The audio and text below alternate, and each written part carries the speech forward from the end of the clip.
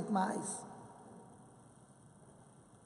I saw a mother hen having, I think, 7 chicks. I was brushing my teeth, and those 7 chicks were all running behind the mama, and the mama kept scratching the ground, and the chicks went and started eating small worms, okay, and they were very good. All of a sudden, one fellow became busy with something, and the mama kept moving, and that fellow became busy, and there came a crow. Instead of running towards the mama out of fright, he ran in a different direction, and right before my eyes, the crow got the chick. And the mama kept looking because the chick did not follow the instruction.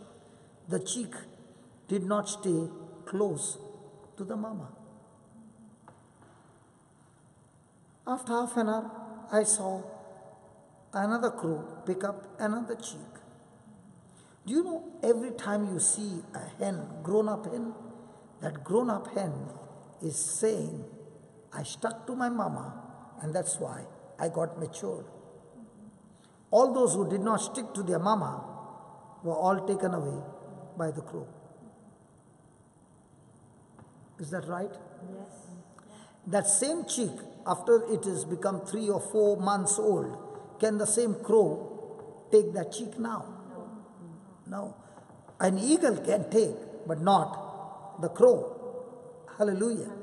In the same way, when we stick to our God, will He restore our mind? Yes. And the Bible says, when your soul prospers, you will be in perfect health. And everything will go well with you. So the question is, we as a chick, do we eat what the mama is scratching? And are we close to her feet as she scratches? Do we get fresh worms? Fresh Word of God? Or are we looking out for some other satisfaction? So do we have temptation all the time? Yes. Now, is that temptation drawing us away from God? Yes. And when this temptation is going on, do we know that it is on? Yes. Yes. It's not that we are taken by surprise. We know. And is it still drawing our attention in that same direction? Yes. And the more you are thinking about it, that attraction on the other side starts getting stronger and stronger and stronger and stronger, and you really now open the door and walk away from God. It does not happen suddenly. It is an extreme strategy of the devil. And now when we start studying the Word of God and we understand the devil's strategy, does he still tempt us in that same area again and again? Yes. And do we still open the door? There are times when we shut the door and it's like a concrete.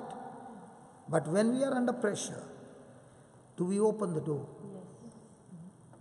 And that's why, instead of our soul getting restored, our soul gets corrupted. And a corrupted soul brings forth sickness and disease, destruction, curse, and chaos in our life.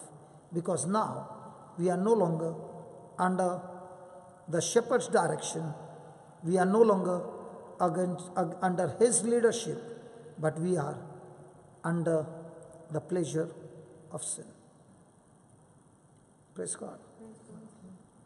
Hallelujah. Hallelujah. We'll continue this message tomorrow. You'll still get it on the YouTube. Up to 9 o'clock, right? What's the time now? 8:30. I'm so sure my brother wants to add something to these 2 lines that we studied. Come. Come. It's on.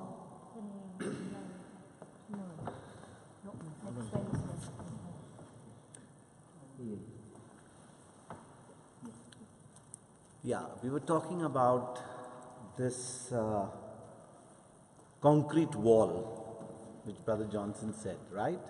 This concrete wall, or this sort of protection that we have got, what a hen has for its chicken. And for me, I used to always think that whenever I am doing everything right, I am just, in my understanding, doing things right. I believe that I'm always under protection. I'm not going to have any issues with anyone because I'm doing it right. But my right would not necessarily be what the director is saying is right. Are you with me? Yes.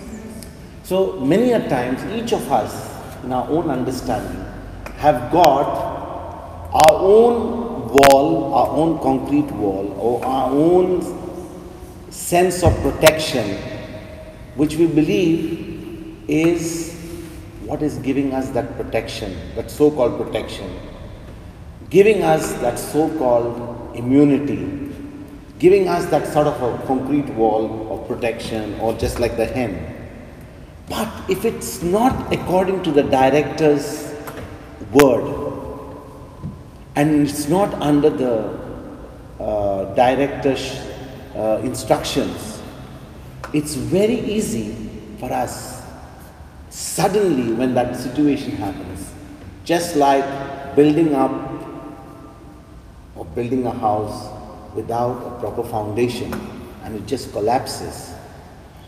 The same way, you also will find that any sense of direction that we take outside the word is going to bring a result for us which is going to be disastrous, which is going to be catastrophic, which is going to be terrible. So, I was in the word. Now, coming back to my own testimony, I was in the word when I just shared with you earlier about the CD. And there's a time it comes, you understand the CD, you begin to practice the CD, you want to do everything what you have understood from the word. But as you go further, one day at a time, and you begin to see the power of God flowing in your life, there is a sense of spiritual pride that comes in. I don't know whether you are understanding what I'm saying. You just think you know it all. Now you reach a stage wherein you start seeing the other people as, oh, I know the word. I know exactly how to get protection. I know the scriptures. Okay? And everyone around you seems to be inadequate, seems to be lacking in something. They don't know the truth. And that's exactly what happened to me. After a short while of about 4 to 5 years, I could just see, you know how the Pharisees were? Have you seen the Pharisees in the Bible? The Pharisees knew the scriptures, the Pharisees knew the word of God. They were like the experts. But when it came to other people, everybody else was a tramp, was rubbish. In fact, what did they say about Jesus? What does this guy know? Have you heard have you read? What is this guy talking about? Who this guy is? What's he talking about? He doesn't know the scripture. He is with the sinners. He's with the sinners. He's doing everything which is contrary to what we are believing for. We are the elite. We know the word. We are following the directions, whatever has been given, and adding our rules and this, and so we are like the elite. Can it be that we are following the directions of the shepherd, but we are adding something of our own? Yes. Can it reach a stage wherein we become so much filled with what we know in terms of knowledge that knowledge has swollen our brains to such an extent that we look down upon everyone who doesn't know the word? Or can it be a stage wherein you find that you are so much swollen in pride, that you are talking about so much of the word of God, that the people around you are going away. They're getting aloof from you because you are more like, you know how Hitler was with the Jews? You're just like one Hitler. And for me personally, that is exactly what I began to experience after a couple of years, 2-3 years. I also did the same at home. I became the Hitler in the word. Exactly. The thing at home, you know, instead of first, and I think brother rightly said that, don't ever, ever, ever preach the word of God to your family. To whom are you going to preach them? Don't ever preach the word of God to your family. So what do you do to your family? Let your family not hear you speaking, but let them see you In action. in action following the word. When you go outside, they don't know what you do inside. But at least there you got an opportunity to talk. Like I'm doing right now. You hardly know about me. But when you sit with the Lord and you begin to say, Lord, it's nice to go and share the gospel, not to go and tell the word. Let the proof come. Once your own family tells you, your own wife tells you, your own children tell you, how are you doing? When I began to study the word, the Lord started to tell me, let your family members tell you first. Let them be your evaluators. You know, when I used to go, when I was working before in India, it was not much abroad, but when you work in a companies, even abroad, yes, they have what is called as an annual evaluation. They evaluate you based on your conduct, they evaluate you based on your performance, they evaluate you based on your delivery, they evaluate you based on so many things. So I began to the Lord began to say, let your family evaluate you first. And then you should be good enough to share that outside. Because if you tell everyone, you should do this like the Pharisee, you know, you guys are this, you are swollen in pride. Okay? Now the Lord doesn't like that. The Lord resists the proud. You may know scriptures. Like the Pharisees, you may know the scriptures. You may add your own and you may say that, you know, I know it all. I can quote John 14:21 and then this and Romans 12 and this and Psalm 32. You can have it all here. But if it's not being translated in your life, you're not really living the gospel. You're not living it out. Then all that you have is knowledge, no love. So what does your family want to see? Your family wants to see love. They want to see whether this gospel that you are proclaiming and you're preaching and you're sharing, whether it really is applicable to you. Because now you're not in front of the television, you're not in front of the world eyes. Your family whom you live day in and day out, you want to see the change. And that's the time the Holy Spirit began to tell me, let your family give you a good report. Let them evaluate you well. And then you are good enough to move outside. Because it's very easy to go out and tell them, lay hands on them. Yes, it's not because you're laying hands that they're getting well. It is because he's faithful to his word. He's not, he can pick up anyone on the road. I remember brother also telling, and of course he's going to teach, he picks up a small child. That's what happened yesterday at Swindon. At Swindon. He just picked up a small child and just said, pray the word. And we saw the miracle. Now does it mean that because this child has not, God can use anyone? Sometimes I used to think that God can use even a frog. Yeah. He used a donkey. He used a donkey. Yeah. I'm literally not meaning that he used a frog. No. Yeah. What I meant is that God can use even a dumb person and get his work done. But that does not mean that the person who's actually praying over is doing anything great. Because he's faithful. What he wants us who have accepted the gospel and to first change from inside. So who will be the best judges of us? Our children. Our spouse, our children. You know. And for me personally, after 2.5, 3 years, my report back at home, I don't think I passed the test. I would like to tell you that. I failed the test. Because what was happening, okay, I listened to the word.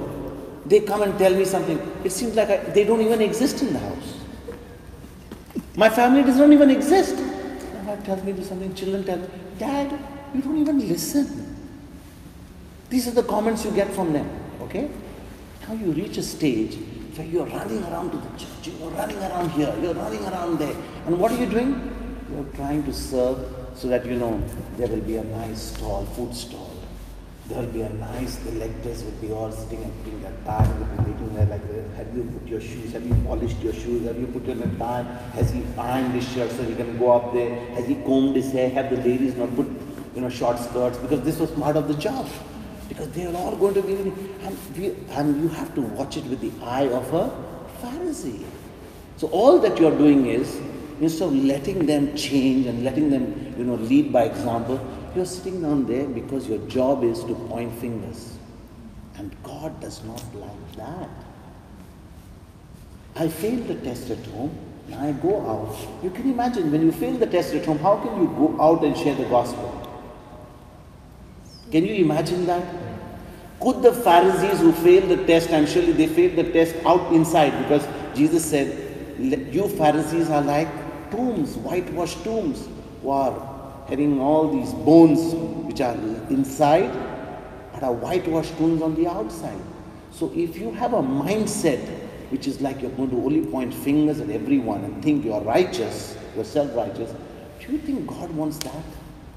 He wants you to understand that He's righteous, and by putting our faith in Jesus and what He's done, that's why we have righteousness, because of our faith in Him, not because of our own stinking righteousness, because the Bible says our righteousness is like filthy rags. Filthy rags.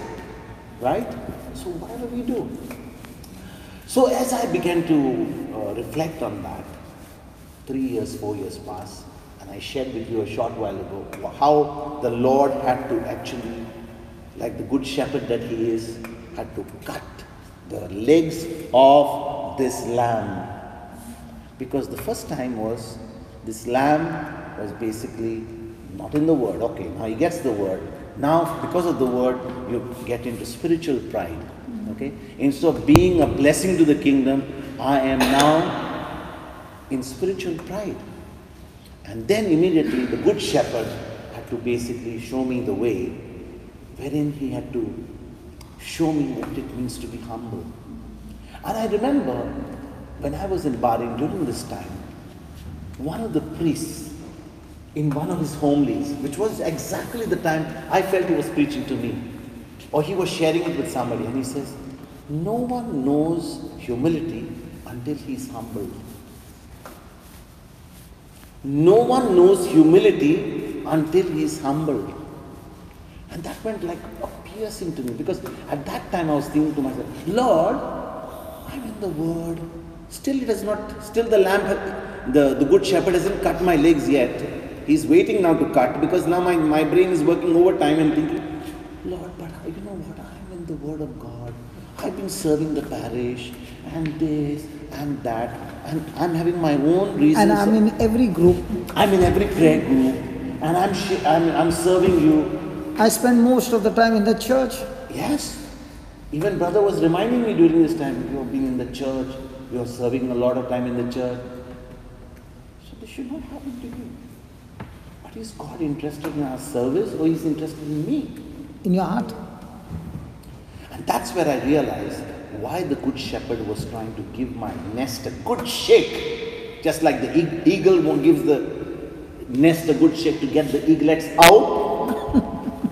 Why he stirred up Moses in the desert. You know, Moses was having a good time in the palace. Yeah. I will remember this teaching always, because this was the teaching I got when I was with brother on one-to-one. Eating grapes. One lady on this side, one lady on that side. One giving wine, one giving grapes. Yes. This only the Holy Spirit can reveal to you. That there will be one lady on the right, one lady on the left, putting grapes in your mouth, and then, you know. I've never had that. You never had that. Yeah. But Moses had that luxury in Egypt. You know, he had the best of life. And there was his own people suffering under the Egyptian masters. They were being tortured. And you know, the process that as if you read the book, you realize how every time they did some work, they just made it worse and worse for them. They wanted to give them less straw so they couldn't do the same work. tremendous pressure. You can well imagine. That happened for Moses and the people of Israel during the days of Egypt, in their days in Egypt. What about the Pharisees? The Pharisees are putting such heavy loads on the people. Imagine today, in our days of technology, we have the CCTV, right? A CCTV covers up what somebody is doing, what his movements are. In case even somebody is not watching, somebody can be watching at a remote control of a CCTV. Even we are here in London, we can actually know what's happening in the center. Right, brother? Yeah. Because we can have eyepiece and we can watch the cameras, what's happening, what movement. But here the Pharisees, without technology, were like the eyes. They're just waiting to see who's carrying a load on the Sabbath day, who's doing this, who's not washing his hands, and who is, all the rituals. They were just like hawks waiting for someone. You have done it wrong. Okay, now your punishment is. So they were burdened. Was I different? Maybe I did not enforce it by telling them you got punishment, but I was already doing it here. And when you have a bias here against people, just like Mother Teresa said, if you judge someone, can you love them? If you're always looking at people, they are there and looking down at people and looking at things as yourself as righteous, can you love people? No. Impossible. So the Lord does not want only faith, because even the word of God in the book of Corinthians chapter 13 says, I may have this and that and everything. I may have faith to move mountains, but if I don't have love, I'm nothing. And then he says, faith, hope and love. And the greatest is love. And what sort of love? You do good to me, I do good to you. No. It is the love that Jesus had for us in spite of those people hammering him, thrashing him, stripping him naked, and still being able to say, Father, forgive them, for they know not what they are doing. Agape love. Selfless love. Right? So when we understood that, when that thing really hit me, I began to realize God, the Good Shepherd, was only trying to show me one thing. Spiritual pride is not going to get me anywhere. Even if I'm under the director, I've got his word and I'm following his word. If the love factor was missing, it was all a big waste. Power of love. Yes, brother? Power of love. Power of love. So, just to conclude, I'm going to sing for you.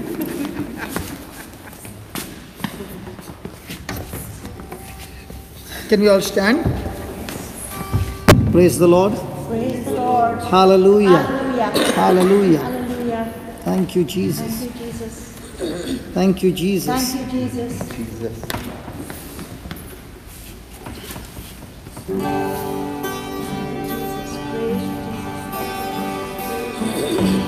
Lord, I come to you. Let my heart be changed, Let my heart be changed. renewed, flowing from the rain that I found in you.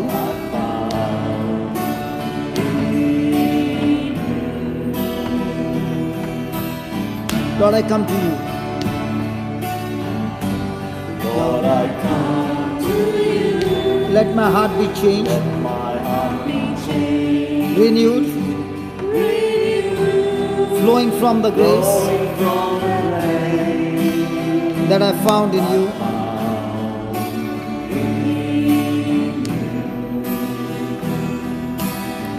Lord, I've come to know Lord, I come to know the weaknesses I see in me will be stripped away.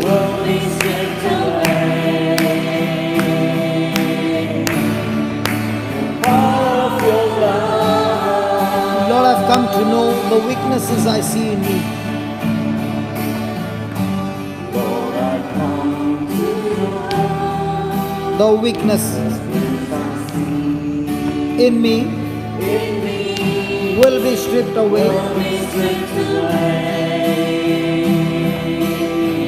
How? by the power of your love. Hold me close, Lord, hold me close.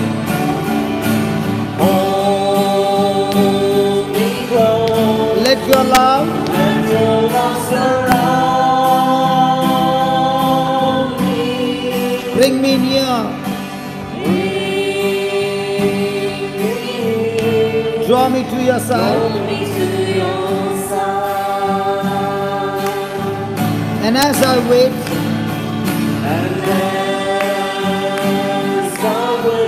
I'll rise up.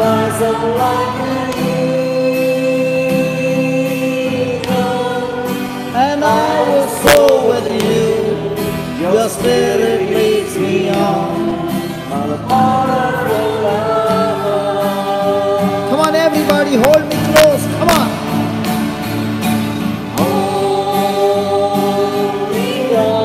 Let your love surround me. Bring me near.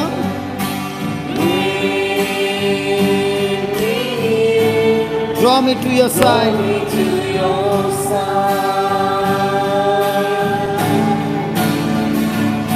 And as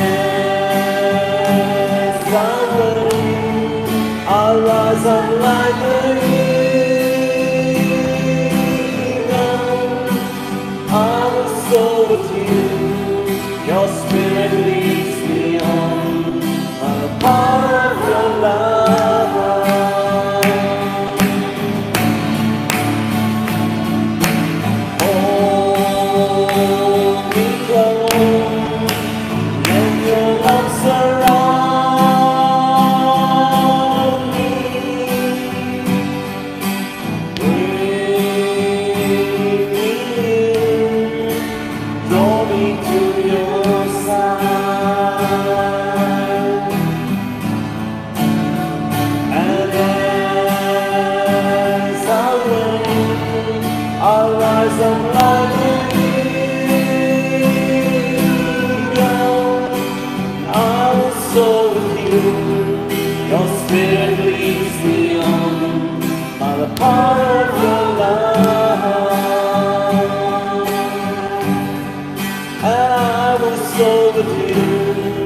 Your spirit leads me on by the power of your love.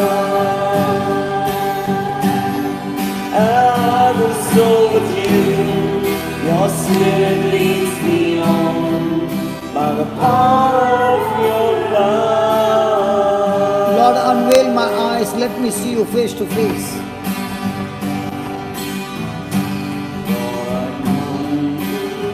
Lord, unveil my eyes. Lord, unveil my eyes. Let me see you face to face.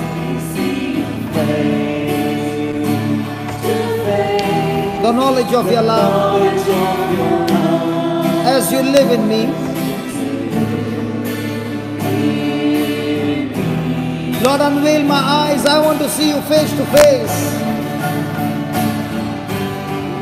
Unveil my eyes, let me see you face to face, and the knowledge of your love as you live in me.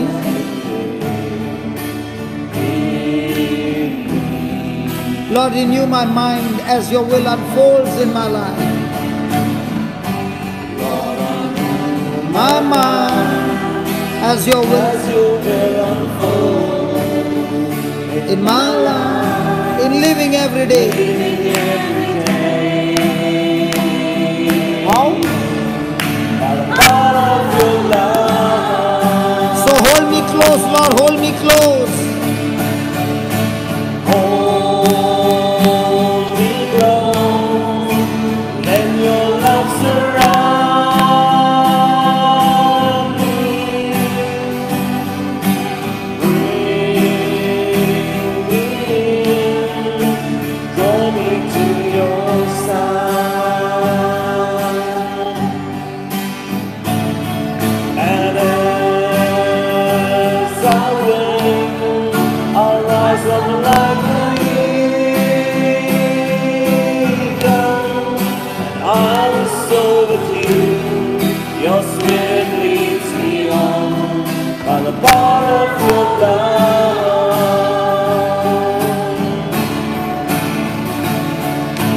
Hold me close, let your love surround me.